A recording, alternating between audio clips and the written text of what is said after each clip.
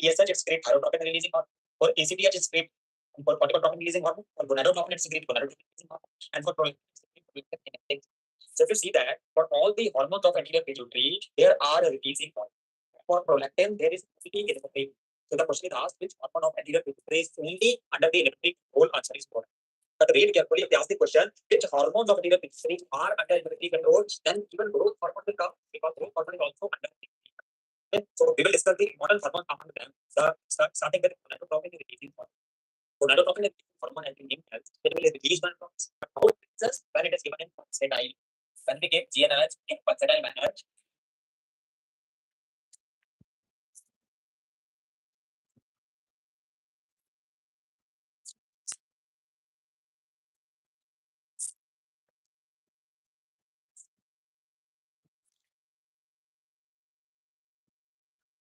you may normally present in the body, it will increase gonadotropins. Gonadotropins means LH and FSH will be increased, and that will increase the sex hormones like estrogen and progesterone in females and testosterone.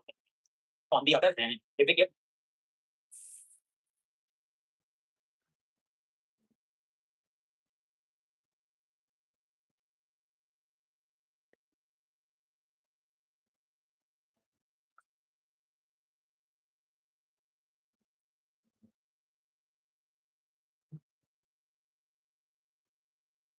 this hormone continuously or non-pulsatile, the action reverses. That means it will start decreasing gonadotropins, and that will decrease sex hormones. That means estrogen, progesterone in females, and testosterone in females. That means we can use GnRH for boosting functions. Whenever we want to increase sex hormone, we can use. Whenever we want to decrease sex hormone, we can.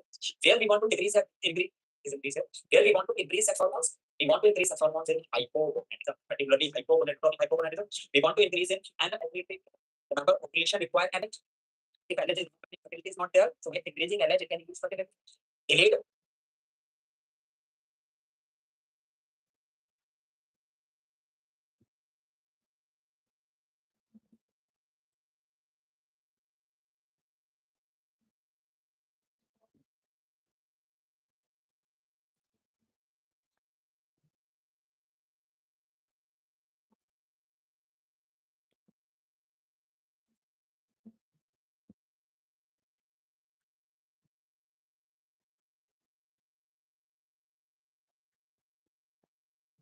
Not ovulation, delayed puberty.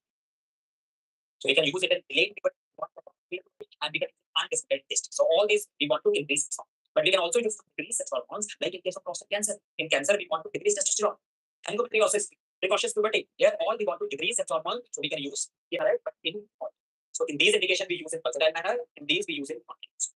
Now problem is when we want to use the drugs in continuous or in case of pulsatile manner, we will use the drugs that are called agonists. So what are the GnRH agonists? Agonists are the drug act like GnRH. The first drug form in this class is right, but later on we have the nomenclature that their name will enter with the renin. So any drug containing the renin will be agonist. Nafarelin, goserelin, buserelin, serelin are the drugs. But problem is when we use the agonist for increasing sex hormone, no problem. But when we use for decreasing sex hormone, body will not know whether we will give continuous or we will first right.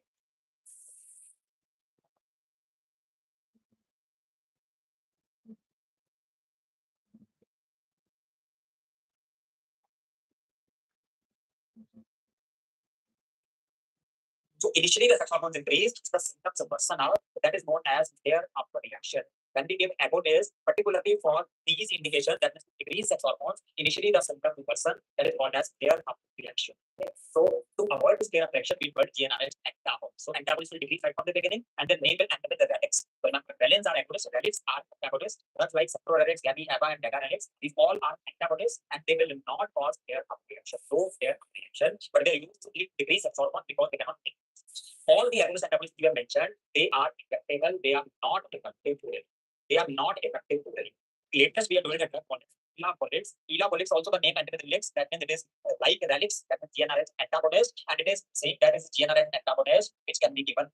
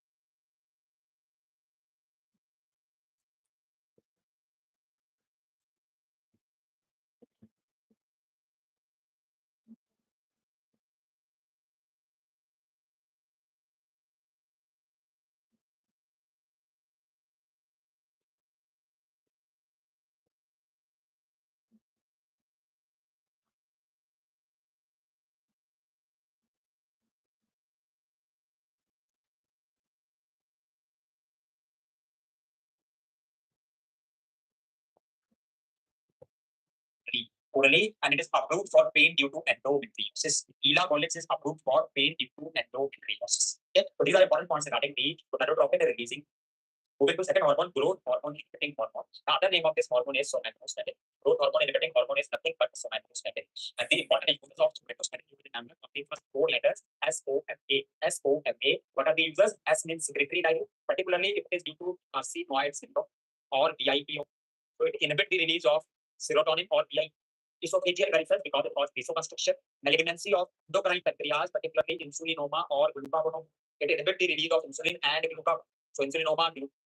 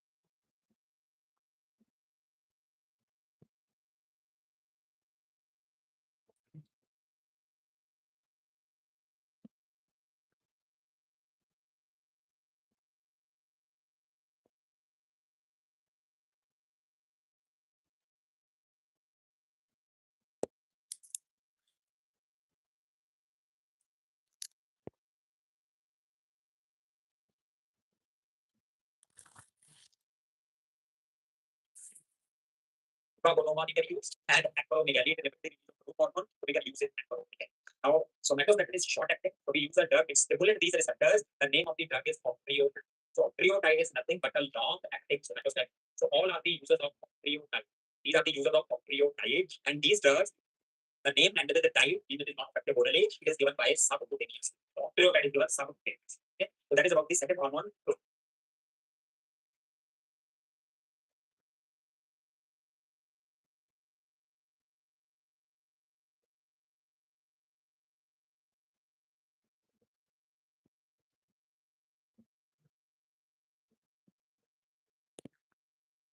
Hormone inhibiting.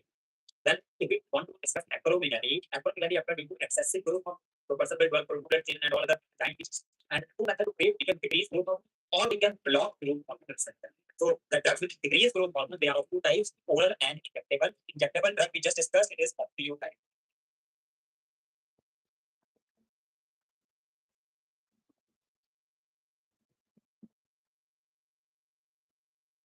Octreotide that will decrease the level of growth. Whereas oral drugs are dopamine agonists. Dopamine agonist drugs like lomocritin and cabergoline.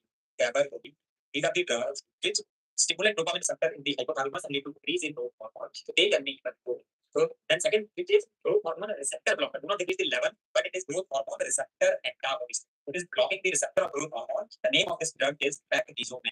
Prednisolone. The name says it is somatotropin. Somatotropin is the other name of growth hormone. Somatotropin antagonist. It is a PEG, that is polyethylene glycol is attached. Any drug containing PEG is a long acting. So it is a long acting growth hormone antagonist. The main side effect is VI means visual field problem.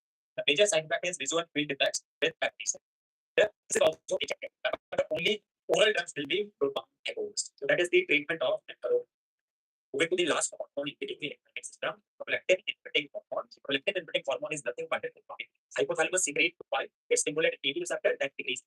So the use of this is another compound in dopamine agonist suppress plasma prolactin.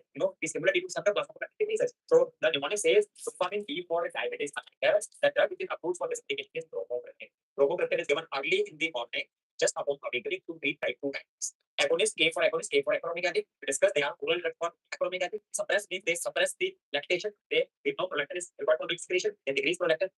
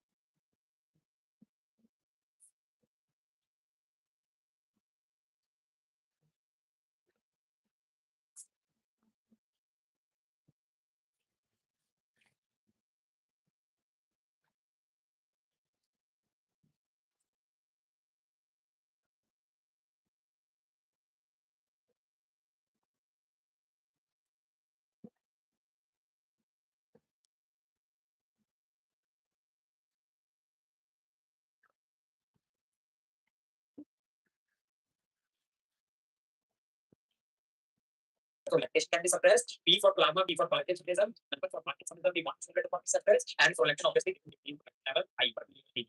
Okay, so these are the uses of prolactin and technical. So that completes anterior.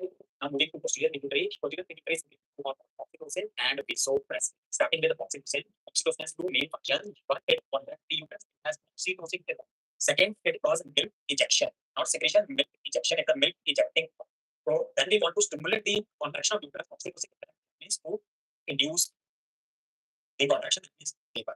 So it is used for induction of labor or augmentation of labor. Okay, it is used for protecting the uterus in case of postpartum. Oxytocin is a drug of choice for both of these conditions, and oxytocin is available in the market as carbetocin. So carbetocin or oxytocin is then for injection we can use. So particularly after the delivery, if there is breast enlargement. Breast enlargement, that means the milk is there in the breast and it's not coming out. So we can use oxytocin for injecting the. So these are the indications of oxytocin. Then moving to vasopressin. Other name of vasopressin is anti-diabetic hormone. So it has two receptors, V1 and V2. V1 receptor primarily for the vasoconstriction. That's why the name is vasopressin. Whereas V2 receptor primary function is to decrease urine. That's why the name is anti-diabetic. So in which condition we want to cause vasoconstriction? It is esophageal varices. So V1 receptor we want to use in esophageal varices. Whereas V2 receptor is decreasing urine. So we want to decrease urine in case of diabetic.